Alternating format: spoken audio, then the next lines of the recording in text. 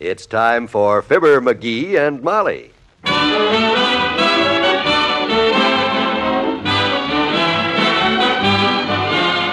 Every weekday at this time, NBC brings you Fibber McGee and Molly transcribed. The show is written by Phil Leslie and Ralph Goodman and directed by Max Hutto.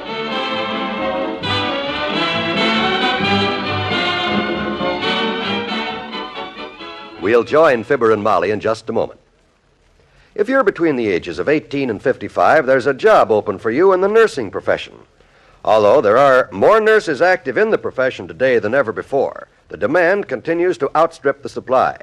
Right now, the National Association of Practical Nurse Education could employ an additional 60,000 practical nurses a year. Hospital and health facilities are continuing to expand. As a result, countless opportunities are open to the woman who becomes a professional or practical nurse.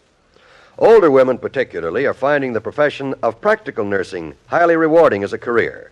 To qualify as a student in professional nursing, you must be a high school graduate or college student in good health. For practical nursing, an elementary school or high school graduate, depending on age. If you're interested in the security of a well-paying, honorable profession, write to Nursing Careers in care of your local postmaster, or inquire at your nearest school of nursing or hospital.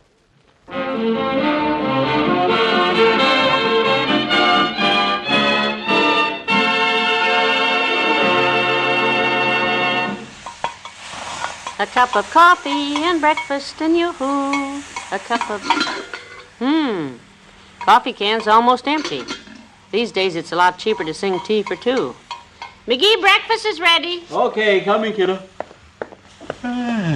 Boy, it sure smells good. Here, let me help you. Goodness, you look tired. That must have been quite a meeting you elks had last night. Oh, hey, that's right. I didn't tell you, did I? I don't see how you could, since I was asleep when you came in and you were asleep when I woke up. Yeah, that's right. I passed the jam. Thanks.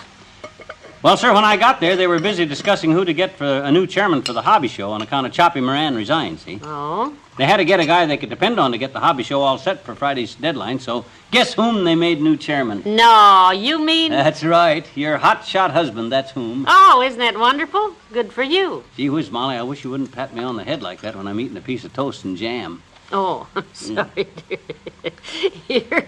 Here's a napkin. This hobby show is going to be a big thing, isn't it? Say, that's quite an honor and quite a job. I'll say it's a job, but don't worry, we can handle it. We? Well, Natch, any good executive needs a good secretary. Now, if you've got a pencil handy, Miss Driscoll, I'll dictate a few notes while I eat breakfast. Oh, yes, Mr. Chairman. I'll take them down on a piece of toast. First, I got to call the merchants and line up prizes. See? Second, call the old chairman and get the list of hobby entries. And third, pass the cream and sugar. My coffee's getting cold.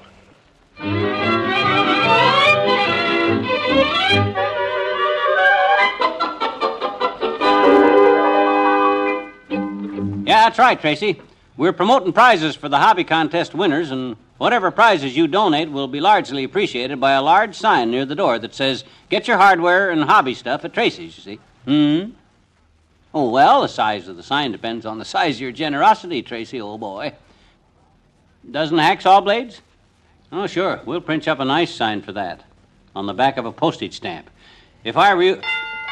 Come in.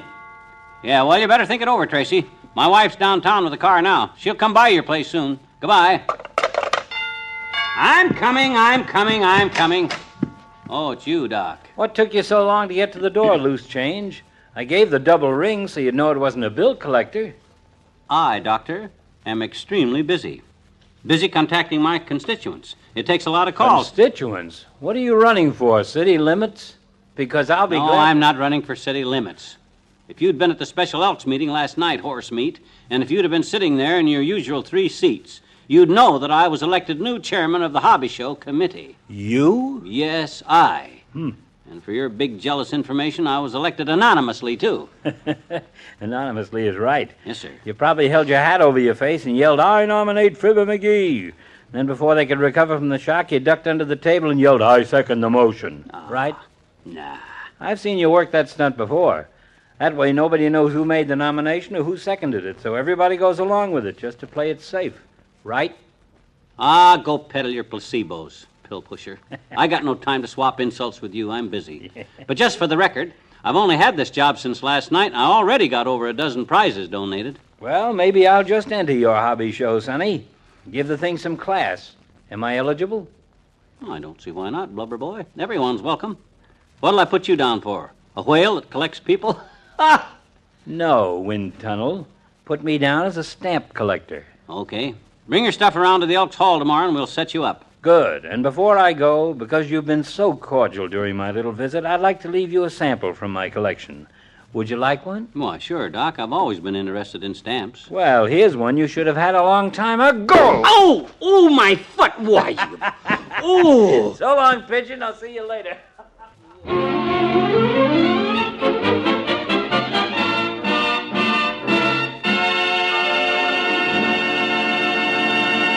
Back to Wistful Vista in a minute. May I tell you about a new cream deodorant that actually vanishes when you rub it on your skin? You rub it in, you rub odor out. You rub it in, you rub perspiration out. It's the new Arid with non-staining chlorophyll. Just try this amazing test. Take an onion, slice it open, and rub it on the back of your hand. Now take Arid with chlorophyll and rub into the same spot. When the light green color vanishes, all odor is gone. And that's exactly what happens to perspiration odor and perspiration, too, when you use Arid with chlorophyll daily. No other deodorant can give you Arid's exclusive rubbed-in protection. Arid has a vanishing cream texture which gives you 1.5 times the protection of any leading deodorant. Safe for normal skin and fabrics, non-staining, washable. Don't be half safe. Be completely safe. Rub in Arid with chlorophyll to be sure. Only 43 cents plus tax.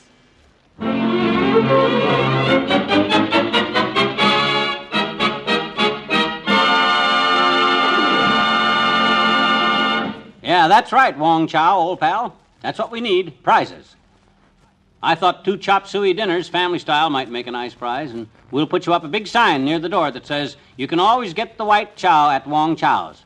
You don't think... Come in. Well, Wong Chow, is there anything from China around the restaurant that you want to get rid of? You know, maybe something you're sick of looking at, huh? Your brother-in-law?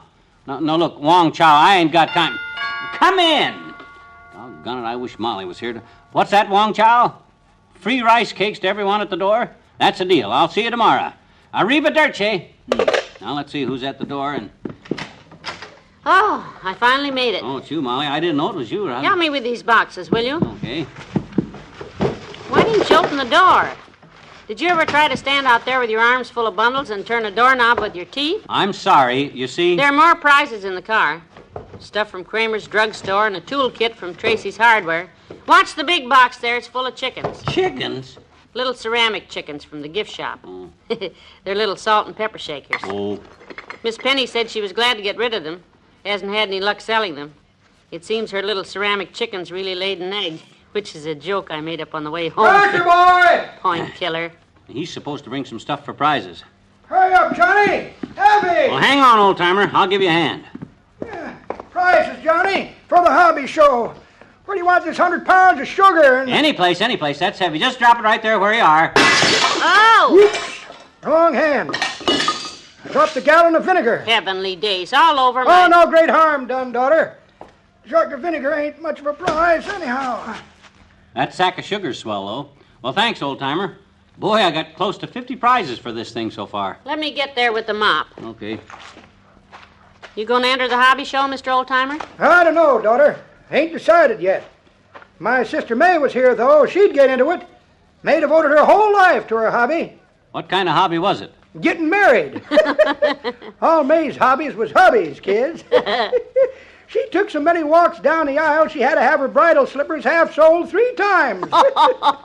Sounds like a very romantic girl. Yep, she tried 'em all, daughter. Millionaires, sewer diggers, and just ordinary fellers. But her favorite husband was her last one. He was what they call a small businessman. A small businessman? 3 foot tall and cute as a bug. Doll Boy Middleton, his name was. Business manager for Middleton's Midgets. Midgets, huh? They was married on the 15th of June at a military wedding with cross swords and everything. Yeah, military wedding, huh? Very impressive affair, son. A 6 foot bride and a 3 foot groom made a very interesting pair. All them little fellers looked so cute standing there making an arch with their swords and waiting for the bride and groom to come out of the church. Oh, I'd like to have saw that. Well, sir, the wedding was over, and folks started throwing rice, and the happy couple run out of the church and down the steps, and then it happened. What happened? When my sister May run through that arch of swords, she clean forgot to duck. Oh, no, you mean? Yep. That, kids, was the end of May, right in the middle of June. So long. So, he makes that stuff all up. You know that? My gosh, I got work to do here. I got to promote some more prizes and get that, will you? Choppy Moran promised to call and give me a list of the entries so far. He's the ex-chairman. You know? Okay, I'll get it. Hope we don't have over 50 or 60 entries on account of because we ought to have a prize of some kind for every guy that enters a hobby, and I only got about 50 prizes so far, and if ever... 79 Wistful Vista, Molly McGee speaking. Oh, yes, he's been expecting the call. It's Mr. Moran with the hobby entry list, McGee. Good. Just have him read them off. I'll get a pencil and paper and write them down. All right. Say, would you mind reading them off to us, Mr. Moran? McGee is going to write them down. Yes. Are you ready, McGee? Shoot. Ed Martin, rare coin collection. I got it. Mrs. Spradley, old operatic phonograph records. Gotcha. Mr. Spradley, earmuffs. Well, that figures. Yeah, I understand he's got quite a collection. Well, continue, my dear. That's all. What? Mr. Moran, are you sure there isn't another list somewhere that you... Oh, I see. All right, I'll tell him. Bye. What'd he say? That's the best he's been able to do with people all getting ready to go on vacation. And you have his sympathy. Oh, now he tells me. Only 2 days till the hobby show, and we got everything but hobbies. 50 prizes and 3 people to win them. Oh, quick, kiddo, get on the phone. Call the papers and ask for a plug. Call your friends and ask them for their hobbies. We got work to do.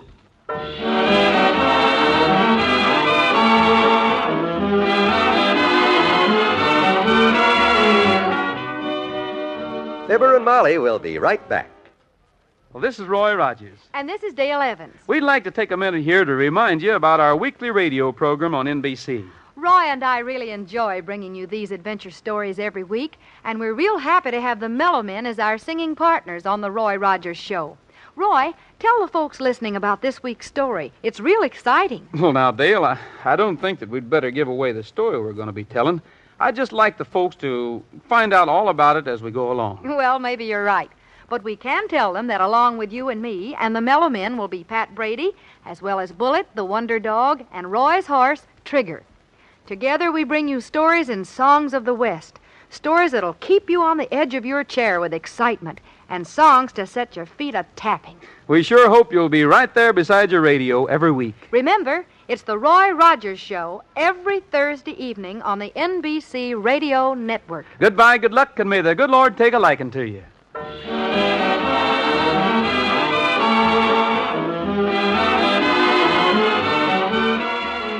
The Gazette is going to run a story on the hobby show in tonight's paper, Molly. That should build interest in it. Yep, in fact, I got 2 entries just out of talking to the Gazette. Oh? Mm-hmm. The editor wants to enter his bottle cap collection, and he said his brother-in-law wants to enter his collection, too. What does the brother-in-law collect? Garbage. Ooh. Good night. Good night, all.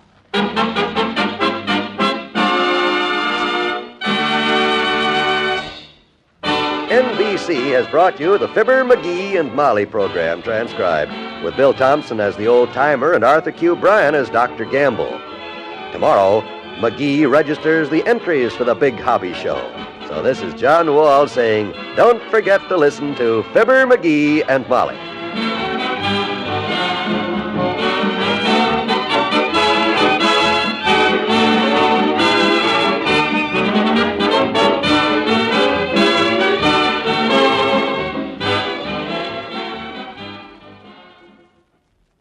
Hearing Time brings you the Senate committee hearing tonight on the NBC Radio Network.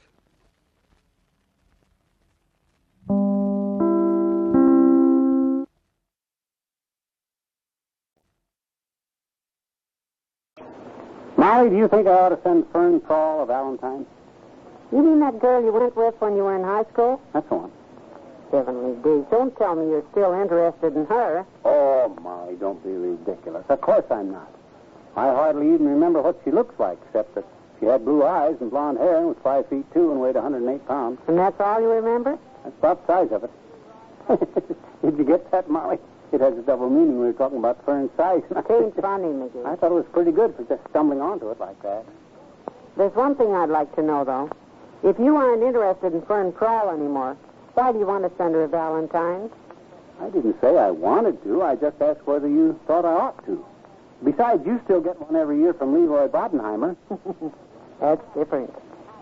Well, I'd like to know what's so gosh darn different about it. Besides, sending a Valentine to Fern wouldn't be like sending it to a girl.